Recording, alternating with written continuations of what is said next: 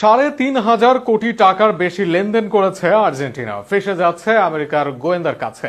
ইতোমধ্যে শুরু হয়েছে তদন্ত। আমেরিকার মাটিতে বসেই প্রায় ৩,৬০০ কোটি টাকার বেশি অস্বাভাবিক লেনদেন করেছে আর্জেন্টাইন ফুটবল ফেডারেশন। মেসিদের বোর্ডের ওপরে এই তদন্ত নিয়ে আরও থাকছে প্রতিবেদনে। বিশ্বকাপে আর্জেন্টিনার পারফরমেন্সের আড়ালে দেশটির ফুটবল প্রশাসনে নেমে এসেছে নতুন ঝড়। প্রায় ৩০০ মিলিয়ন মার্কিন ডলার অর্থাৎ বাংলাদেশি মুদ্রায় প্রায় ৩,৬০০ কোটি টাকা সন্দেহজনক আর্থিক লেনদেনের অভিযোগে আর্জেন্টিনা ফুটবল ফেডারেশন এএফ এর বিরুদ্ধে তদন্ত শুরু করেছে যুক্তরাষ্ট্রের কেন্দ্রীয় তদন্ত সংস্থা এফবিআই।